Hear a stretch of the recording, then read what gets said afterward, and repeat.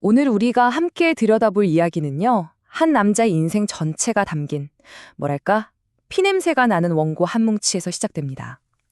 조선의 한 천재가 어떻게 그야말로 바닥까지 떨어졌다가 다시 일어서는지, 그 처절하고도 위대한 부활의 기록이에요.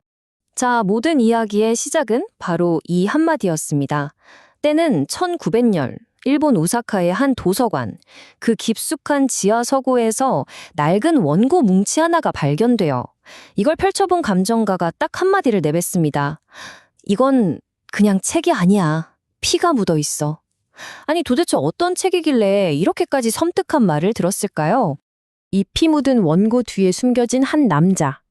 그의 삶을 제대로 이해하려면요, 시간을 한참 거슬러 올라가 봐야 합니다. 모든 것이 시작됐던 바로 그 시대로 말이죠. 바로 이 책이 임원경제지입니다. 여러분, 권수가 무려 113권이에요. 이걸 한 사람이 썼다고요? 진짜 믿기지가 않죠. 그런데 더 놀라운 건 뭐냐면요, 이렇게 어마어마한 책을 쓴 서유구라는 이름이 정작 그 당시 조선에서는 거의 아무도 모르는 완전히 잊힌 이름이었다는 겁니다. 아니, 어떻게 이럴 수가 있죠? 그러려면 먼저 서유구라는 인물이 어떤 배경을 가졌는지부터 봐야 해요. 그의 가문이 가장 빛났던 황금기, 조선 최고의 군주로 꼽히는 정조의 시대. 그때 그의 집안은요, 권력과 학문의 최정점에 서 있었습니다. 이 서씨 가문을 이끌던 두 거인이 바로 이 사람들이에요. 천재적인 학자였던 할아버지 서명응, 그리고 불같은 충성심으로 왕을 지켰던 작은 할아버지 서명선. 한 명은 왕의 머리가 되어주었고 다른 한 명은 왕의 심장이 되어준 셈이죠. 경은 나의 영혼이다. 와, 이건 뭐 왕이 신하에게 할 수 있는 최고의 찬사 아닌가요? 정조가 목숨을 구해준 서명선에게 했다는 이 말 한마디가 당시 서씨 가문의 위상이 어느 정도였는지 그냥 딱 보여주는 겁니다. 그야말로 당대 최고였죠. 자, 이제 주인공인 어린 서유구에게로 초점을 옮겨보죠. 이렇게 대단한 가문의 후계자였으니 그 어깨가 얼마나 무거웠겠어요. 심지어 그는 서로 완전히 다른 두 개의 철학이 꽝 하고 부딪히는 환경 속에서 자라나야 했습니다. 이 지점이 정말 흥미로워요. 서유구를 만든 두 개의 기둥이 있었거든요.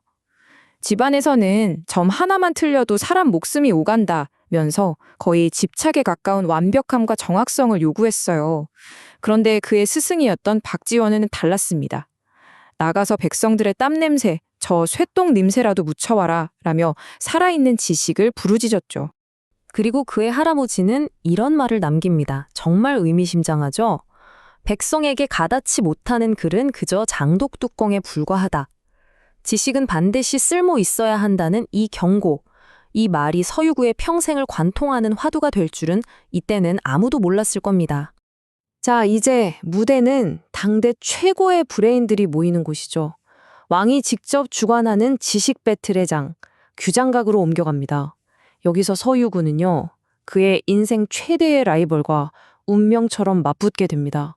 정조가 신하들한테 무려 590개나 되는 질문을 던지는 일명 시경 배틀을 열어요. 이때 정약용은 자신의 천재적인 머리, 그 직관 하나로 답을 막 써내려갔죠. 근데 서유구는 달랐어요. 무려 260명이나 되는 학자들의 의견을 전부 다 모아서 데이터로 증명해냅니다. 결과는요, 서유구의 압승이었죠. 근데 이 두 천재의 대결은 여기서 안 끝나요. 정약용이 서유구를 향해서 쏘아붙입니다. 당신 지식 그거 그냥 종이떡이야. 모양은 그럴듯한데 흙 한 번 안 만져본 헛똑똑이의 지식 아니냐 이거죠. 와, 세죠? 서유구도 가만히 있지 않습니다. 당신의 그 위대한 개혁안이야말로 아무도 못 먹는 흙국 아니요? 하고 받아칩니다. 여러분, 이 두 단어, 종이떡과 흙국, 이게 그냥 단순한 비난이 아니에요. 이 두 사람의 인생, 그리고 철학을 완전히 갈라놓는 말이 됩니다. 그리고 바로 이 순간, 서유구의 완벽했던 세상이 정말 믿을 수 없는 속도로 와르르 무너지기 시작합니다. 그에게 닥쳐온 비극은요, 그냥 개인의 불행이 아니라 한 시대가 끝났다는 신호탄 같은 거였어요. 이걸 한번 보세요. 정말 숨 쉴 틈도 없어요.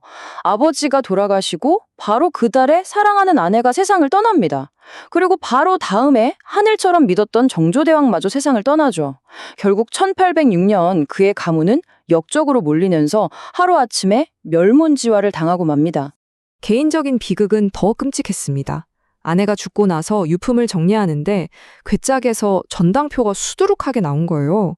남편 공부 뒷바라지하려고 자기 옷가지며 폐물을 몰래 다 팔았던 거죠.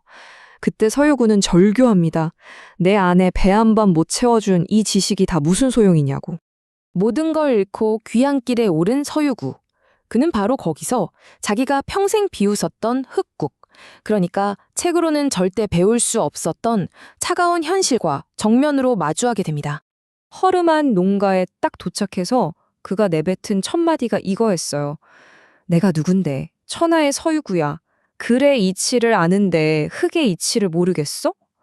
일종의 오만함이었죠. 농사쯤이야 뭐 책으로 배운 대로 하면 되겠지 하고요. 하지만 그 호언장담이 무색하게도 현실은 그야말로 처참했습니다.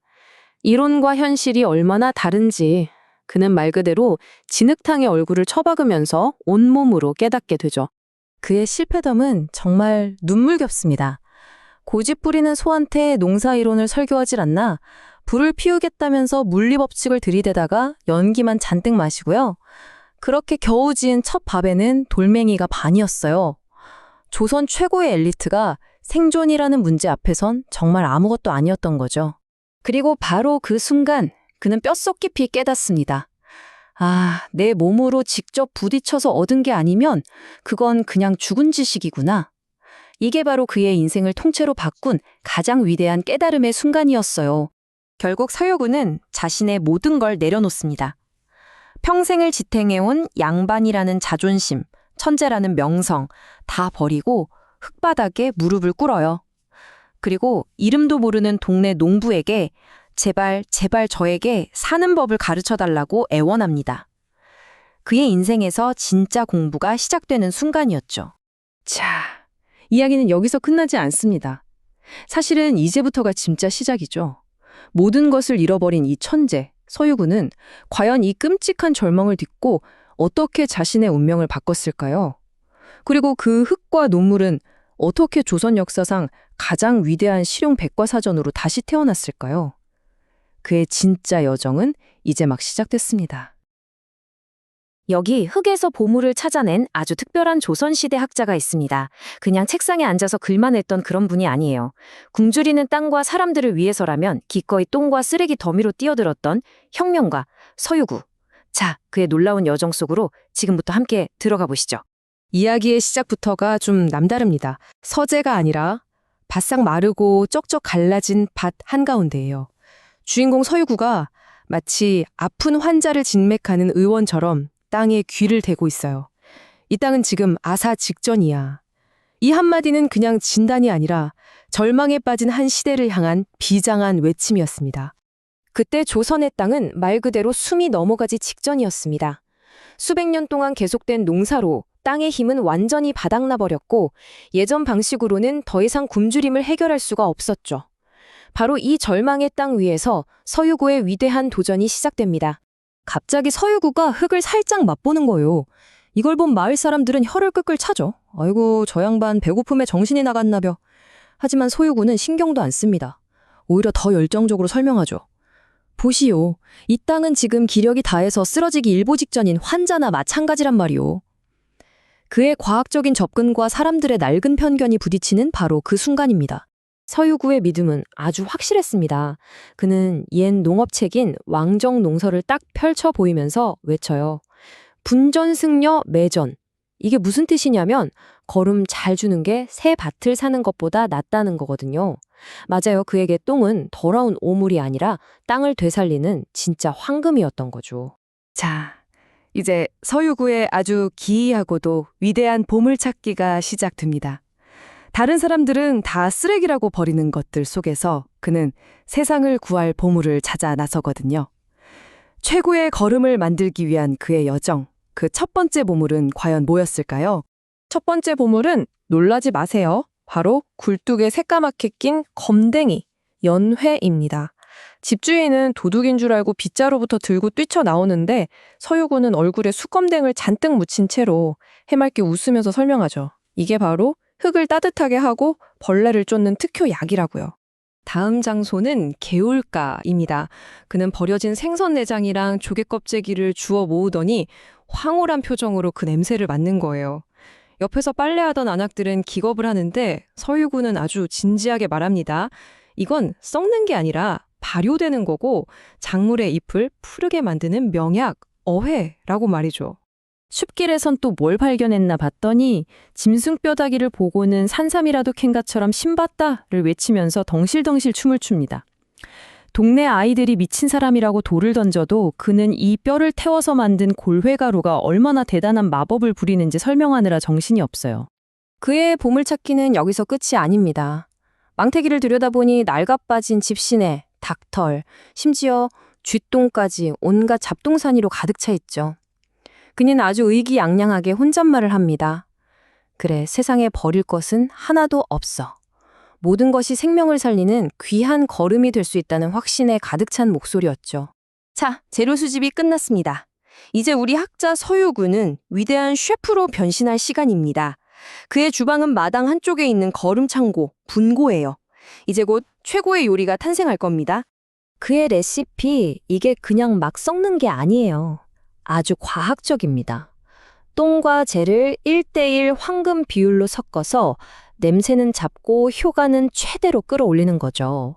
심지어 해가 뜨는 방향으로 저으면서 자연의 기운까지 담으려고 했어요. 뭐랄까, 마치 임금님께 올릴 음식을 만드는 것처럼 그 손길에 비장한 맛이 흐릅니다. 이 기막힌 광경을 지켜보던 동네 어르신이 한마디 툭 던지시죠. 서유구가 얼마나 진지했는지를 아주 재밌게 보여주는 대목이에요. 맞아요. 그는 그냥 똥을 섞는 게 아니라 정말로 요리를 하고 있었던 겁니다. 자, 이제 이야기의 분위기를 조금 바꿔볼까 합니다.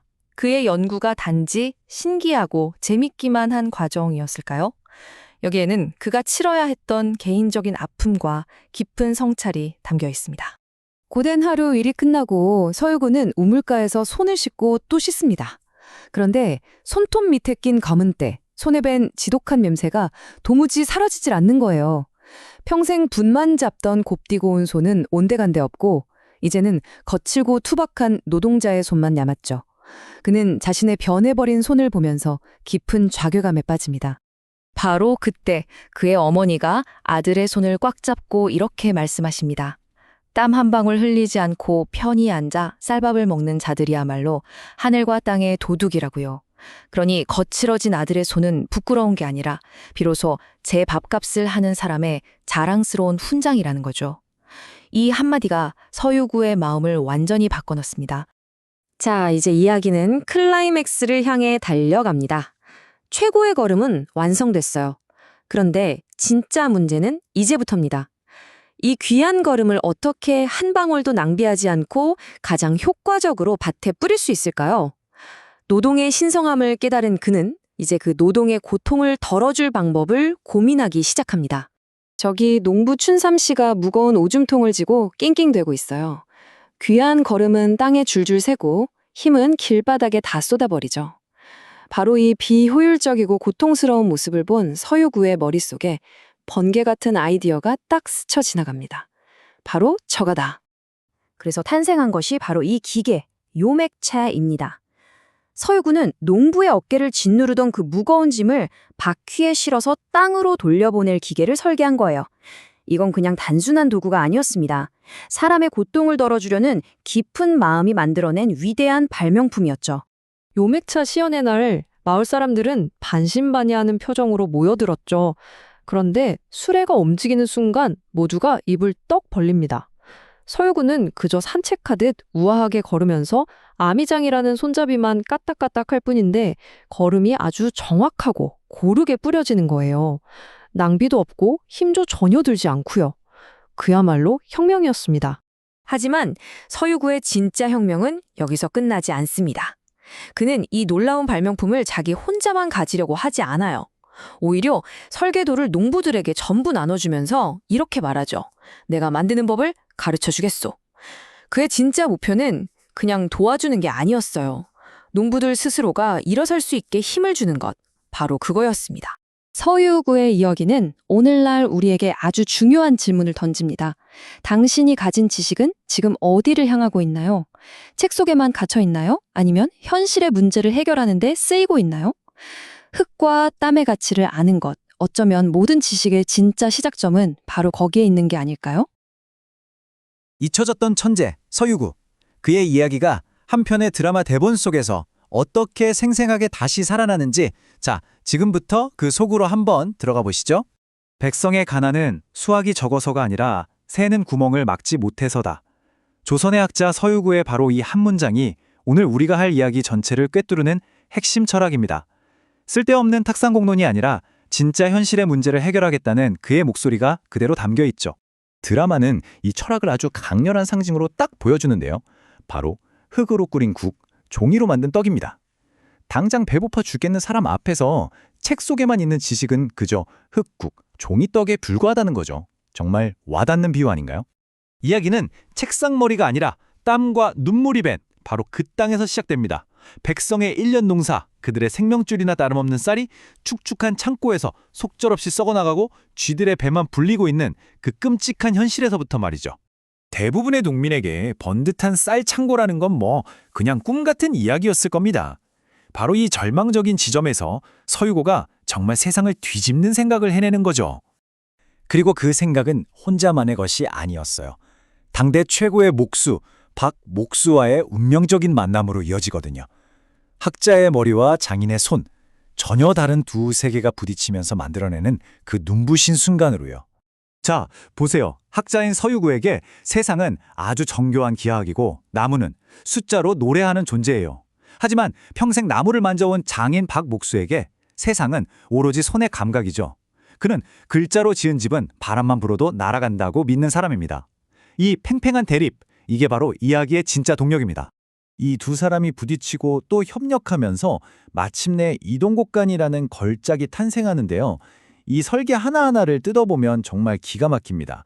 먼저 바닥을 살짝 띄워서 땅에서 올라오는 습기를 원천 차단하고요. 혹시 불이라도 나면 지붕만 모자처럼 쏙 벗겨내서 소중한 쌀을 구해낼 수 있게 한 거죠.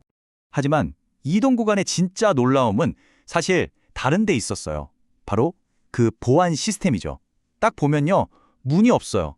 아니 그럼 대체 어떻게 들어갈까요? 비밀은 바로 그 벽 자체에 있었습니다. 그러니까 맨 위에 있는 널빤지 딱 하나만 자물쇠로 잠그면요, 벽 전체가 하나의 거대한 자물쇠가 되어버리는 거예요. 와, 정말 기발하지 않나요? 단순한 역학 원리 하나로 쥐는커녕 호랑이도 못 뚫는 완벽한 요새를 만들어낸 거죠. 자, 이렇게 쌀 문제를 해결하고 나서 서유구의 시선은 또 다른 곳으로 향합니다. 바로 백성들의 고된 노동, 그중에서도 정말 위험천만했던 국수 뽑는 과정이었죠. 그때 국수를 뽑는다는 건요, 말 그대로 목숨을 걸어야 하는 일이었어요.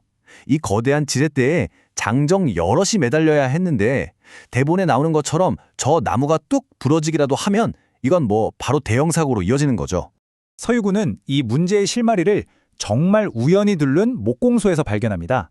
바로 엄쇠라는 장치였는데요. 이게 뭐냐면 고속으로 회전하는 나무를 호랑이 아기처럼 꽉 물어주는 쇠목거든요. 그의 눈에는 이 작은 장치가 어마어마한 가능성으로 보였던 겁니다.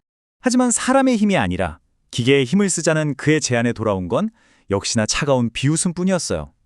저가 돌덩이가 뭘 안다고. 혁신이라는 게 언제나 이런 저항에 부딪히기 마련이잖아요. 하지만 서유구는 흔들리지 않아요. 왜냐? 그는 사람보다 훨씬 더 정직하고 절대 지치지 않는 일꾼을 알고 있었거든요. 그게 바로 뭐냐? 무게. 바로 중력이라는 이 거대한 힘이었죠. 결과는 정말 마법 같았습니다. 국수틀 위에 묵직한 돌을 그냥 올려놨을 뿐인데 이 돌이 스스로 반죽을 밀어내면서 끝도 없이 국수를 뽑아내는 거예요. 와, 돌이 국수를 낳았네. 사람보다 낫다. 바로 이겁니다. 무식한 노동력을 아주 지혜로운 자연의 힘으로 대체하는 것. 이게 바로 서유구표 혁신의 핵심이었던 거죠.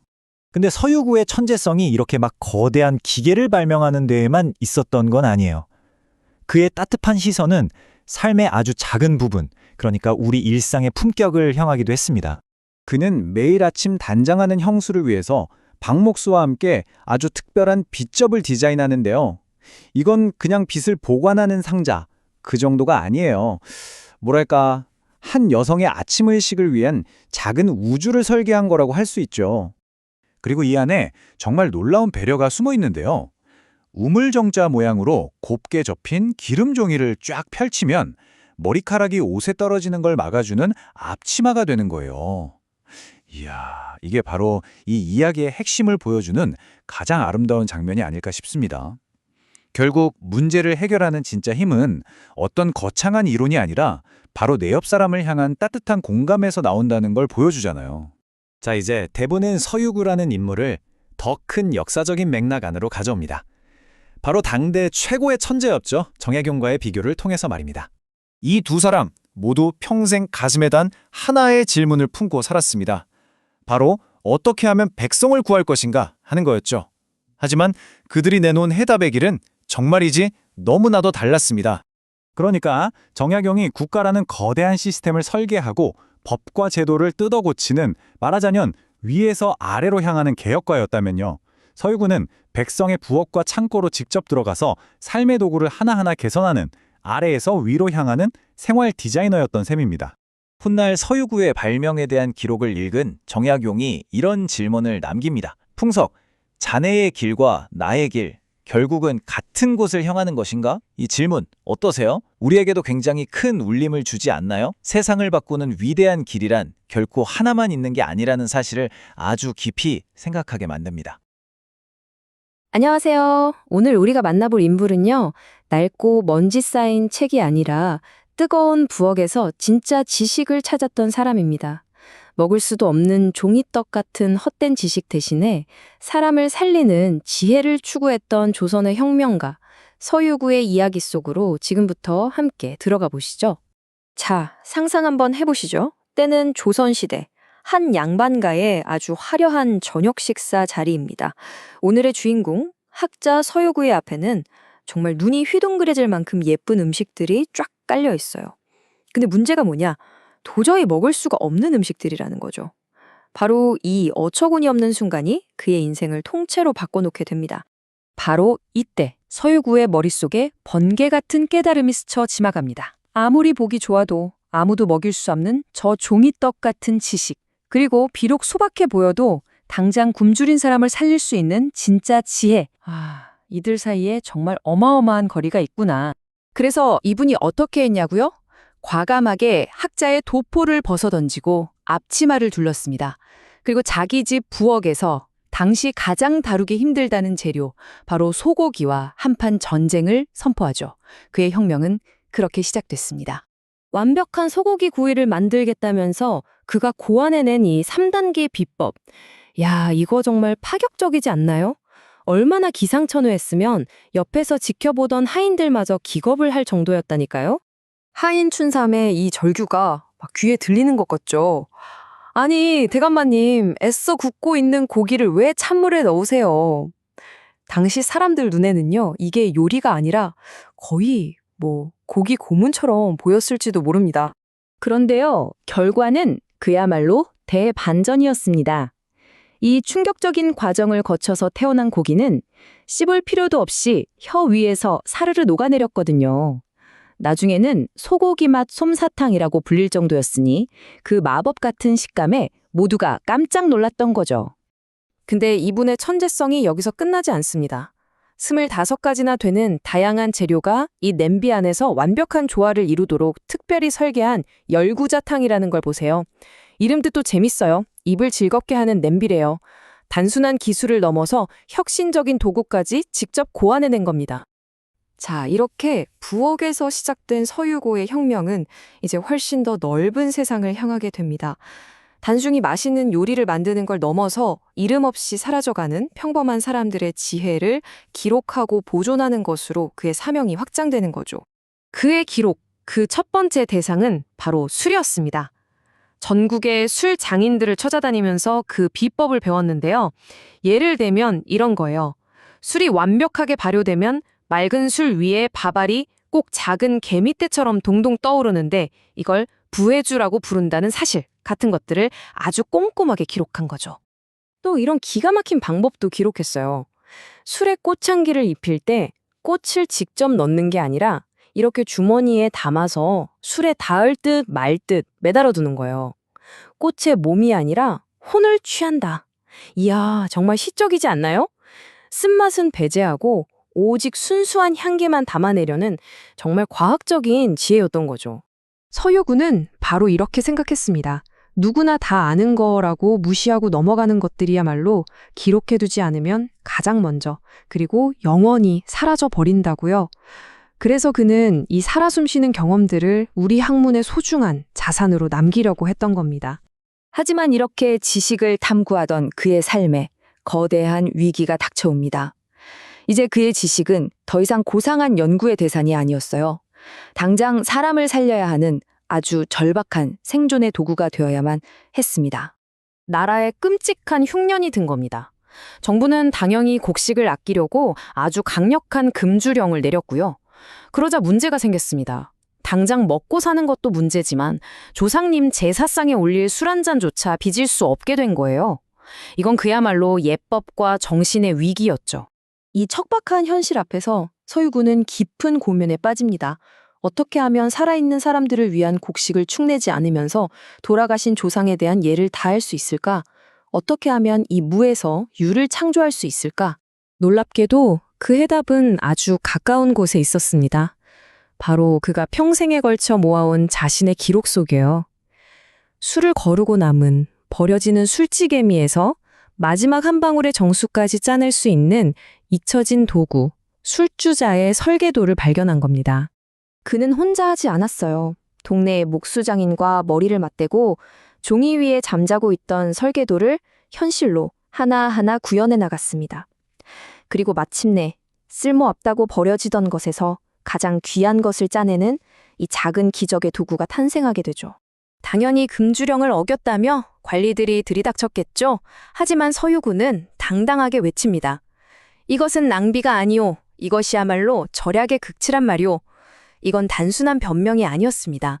자신의 발명품에 담긴 철학을 온 세상에 선포한 거죠. 바로 이 술주자 사건을 통해 서유구의 평생의 철학이 완성되고 증명됩니다. 아, 지식이라는 건 책 속에 고고하게 갇혀 있는 게 아니라 바로 지금 고통받는 사람들의 존엄과 연민을 위해 쓰여야 하는구나. 그의 평생에 걸친 모든 연구와 고민, 그리고 그 해답은 마침내 하나의 거대한 결과물로 탄생합니다. 바로 임원경제지. 사물을 잘 이용해서 우리의 삶을 풍요롭게 만드는 기록이란 뜻인데요. 요리, 건축, 농업, 의학, 무려 113권에 달하는 삶에 대한 모든 것을 담은 실용 백과사전이었습니다. 그러니까 이건 그냥 요리책이나 농사짓는 법을 알려주는 책이 아니었던 거예요. 학문이라는 것을 백성들이 직접 쓸 수 있는 도구로 바꿔놓은 한 나라 전체의 안녕과 번영을 위한 거대한 사용설명서였던 셈입니다. 결국 서유고의 치열했던 삶 전체가 우리에게 시대를 뛰어넘는 아주 묵직한 질문 하나를 던지고 있습니다. 지식은 과연 누구를 위해 존재하는가? 이 질문에 대한 여러분의 답은 무엇인가요? 때는 19세기 조선, 한 학자가 붓 대신 그물을 들고 서재가 아닌 강가에 섰습니다. 굶주리는 사람들을 위해 세상 모든 것의 이치를 공부하겠다던 그의 다짐은요, 아주 작은 물고기에서 시작해서 저 무시무시한 호랑이에게까지 이어지게 됩니다. 오늘 이 놀라운 배움의 여정을 함께 따라가 보시죠. 1790년 창덕궁에서 열린 연회 자리였어요. 27살의 젊은 학자 서유구가 아주 당찬 포부를 밝힙니다. 눈빛 좀 보세요. 책 속의 지식만으로도 이 세상을 구원할 수 있다는 그런 뜨거운 열정이 가득했죠. 하지만 현실은 그리 만만치 않았습니다. 시간이 흘러 현재, 서유구는 붓 대신 통발을 든 채 강물에서 허우적대고 있습니다. 책에서 읽은 대로 참깨를 잡겠다고 야심차게 나섰지만 웬걸요, 미끄러운 돌멩이 하나 피하기도 벅찹니다. 바로 이 순간, 이론과 현실이 얼마나 다른지 아주 뼈저리게 느꼈을 거예요. 네, 바로 이 강가에서 그의 진짜 공부가 시작됩니다. 글자 안에만 갇혀있던 학자가 드디어 살아 숨쉬는 자연과 또 그 자연의 이치를 몸으로 깨우친 사람들의 지혜를 직접 마주하게 된 거죠. 그의 첫 번째 질문은 바로 이거였습니다. 참깨라는 녀석들 참 이상하죠? 불빛을 보면 좋아라 하고 모여드는데 동시에 사방팔방으로 흩어져 버려요. 이 제멋대로의 녀석들을 대체 어떻게 한 곳으로 모을 수 있을까요? 그가 읽은 어떤 책에도 답은 없었습니다. 바로 그때 동네 베테랑 어부 박 노인이 나타나서 아주 간단하면서도 기가 막힌 방법을 보여줍니다. 바로 이 S자 모양의 대나무 울타리. 이게 뭐냐면요. 개들이 가진 본성을 이용해서 스스로 함정으로 걸어 들어가게 만드는 그야말로 지혜가 담긴 설계도였던 셈입니다. 어부의 한마디가 서유구의 머리를 땅 하고 쳤을 겁니다. 힘으로 잡는 게 아니요. 놈들의 성질머리를 이용하는 거지. 이건 그냥 개 잡는 기술이 아니었어요. 세상을 움직이는 더 큰 원리를 깨닫게 된 첫 번째 순간이었죠. 이제 서유고는 이 새로운 생각의 방식을 완전히 자기 것으로 만들기 시작합니다. 힘으로만 밀어붙이는 게 아니라 상대의 본성과 약점을 이용해서 원하는 것을 얻어내는 전략의 세계에 눈을 뜬 겁니다. 박 노인의 두 번째 가르침은 한술 더 뜹니다. 수수미끼법인데요. 개들이 단맛에 환장한다는 걸 이용한 거죠. 캄캄한 어둠 속에서 30분을 기다렸다가 횃불을 딱 비치면 수수이삭에 개들이 포도송이처럼 주렁주렁 매달려 있는 거예요. 정말 장관이었겠죠? 핵심은 이거였습니다. 내가 쫓아가면 도망가지만 상대가 원하는 걸 미끼로 던져주면 제 발로 찾아온다. 이 단순한 진리에 온몸의 전율을 느낀 서유구는요. 젖은 옷을 갈아입을 생각도 못하고 이 생생한 지혜를 한 글자라도 잊기 전에 기록하려고 서재로 달려갑니다. 작은 강가에서 배운 건 시작에 불과했습니다. 이제 서유구의 여정은 훨씬 더 크고 거친 무대로 향합니다. 인간의 힘으로는 예측조차 할 수 없는 곳, 바로 바다죠. 이곳의 지혜는 강가와는 비교도 안 될 만큼 거대했습니다. 이게 바로 어살이라는 건데요. 말 그대로 바다에 세운 거대한 성곽입니다. 싸우지 않고 이기는 법을 제대로 보여주죠. 밀물 때 신나게 놀러 들어왔던 물고기들이 썰물이 되면 길을 잃고 저 미로 안에 스스로 갇히게 되는 거예요. 자연의 힘과 물고기의 습성을 이용한 거대한 덫인심입니다. 하지만 바다의 지혜를 배우는 길은 정말 험난했어요. 머리로는 주역의 이치를 떠올리면서 바람과 파도의 원리를 논하고 있는데 정작 몸은 거친 파도 앞에서 속수무책이었죠. 위장이 다 뒤집히는 뱃멀미 속에서 아는 것과 실제 겪는 것의 차이를 다시 한번 실감합니다. 그리고 그는 목숨을 건 고기잡이, 어조망 조업을 직접 보게 됩니다. 이건 낚시가 아니에요. 차라리 해전에 가깝습니다. 조기대간에는 천둥 같은 소리를 듣고 거센 물살을 이용해서 그물로 고기를 쓸어 담고 배가 뒤집히지 않게 돌멩이로 균형을 잡는 이 모든 과정. 정말 한순간의 실수가 곧 죽음으로 이어지는 치열한 싸움이었죠. 이 모든 귀중한 지식들을 보면서 서유구는 깨닫습니다. 아, 이걸 그냥 보고 듣는 것만으로는 부족하다. 다음 세대를 위해서 반드시 기록으로 남겨야 한다. 그의 새로운 사명이 시작된 겁니다. 그런데 깊은 좌절에 빠져요. 이 복잡하고 역동적인 기술들을 도저히 글만으로는 다 설명할 수가 없었던 거죠. 자신의 부족한 그림 솜씨를 한탄하면서 훗날 누군가 내 글을 읽고 이 모습을 그림으로 완성해주면 얼마나 좋을까 하고 간절히 바라게 됩니다. 그리고 믿을 수 없는 일이 벌어집니다. 200년이라는 시간이 흘러서 그의 부름에 응답하는 사람들이 나타난 거예요. 바로 현대의 연구자들입니다. 이분들이 서유구가 남긴 빽빽한 글자들을 한 줄 한 줄 해독하면서 그의 머릿속에만 있었던 그림을 되살려내는 위대한 도전을 시작한 거죠. 바로 이겁니다. 200년이라는 시간에 뛰어넘은 협업이 마침내 한 학자의 간절했던 소망을 현실로 만들어낸 거죠. 어부들의 사라질 뻔했던 지혜가 글과 그림으로 완벽하게 되살아나는 정말 가슴 뭉클한 순간이 아닐 수 없습니다. 그런데 서유구의 연구는 바다에서 멈추지 않았습니다. 마을에 새로운 공포가 드리웠거든요. 바로 호랑이의 등장이었죠. 백성을 지키기 위해 그는 이제 바다가 아닌 험준한 산으로 눈을 돌려야만 했습니다. 노련한 사냥꾼은 단번에 진단합니다. 호랑이가 한 마리가 아니라 두 마리라고요. 숲길을 쓰는 날랜 놈과 마을 근처를 어슬렁거리는 욕심 많은 놈, 그리고 이 둘을 잡는 법은 완전히 달라야 한다고 말합니다. 상대의 성격과 환경에 따라 전략을 바꿔야 한다는 것.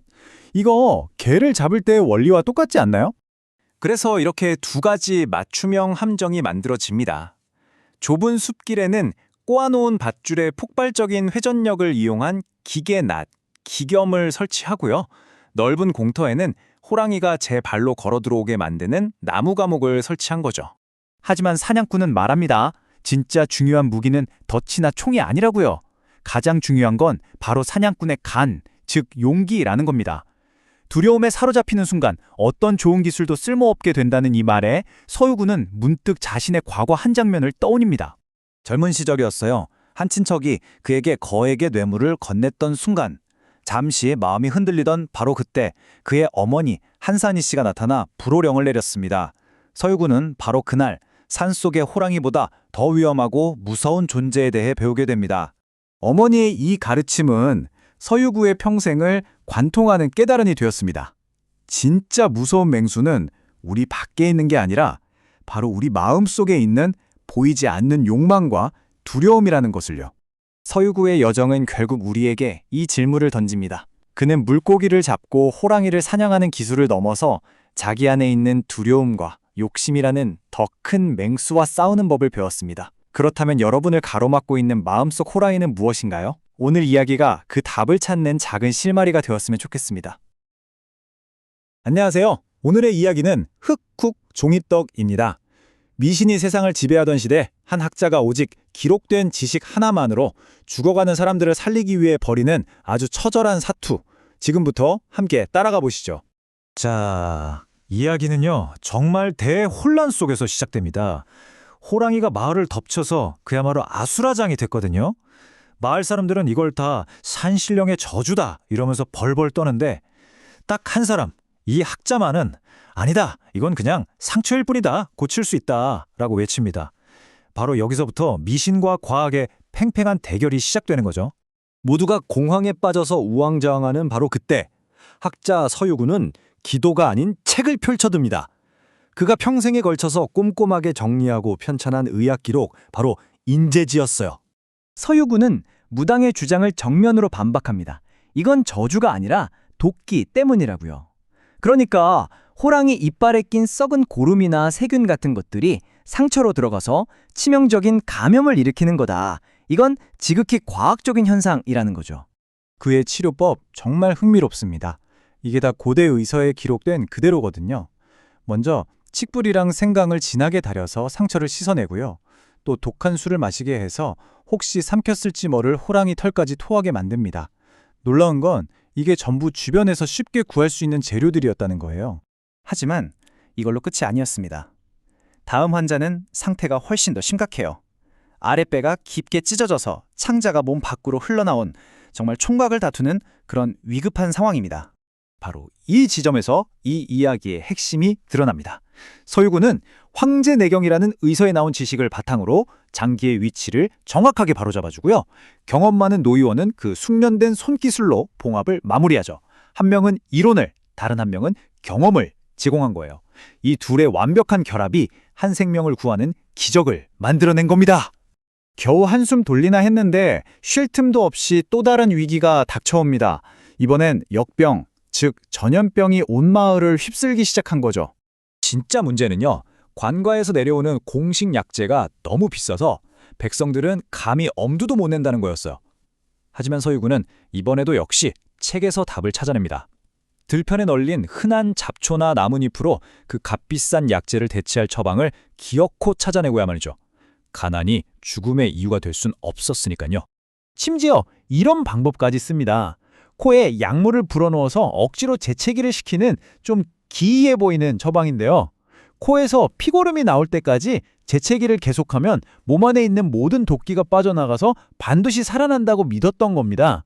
자, 세 번째 도전은 훨씬 더 절박합니다.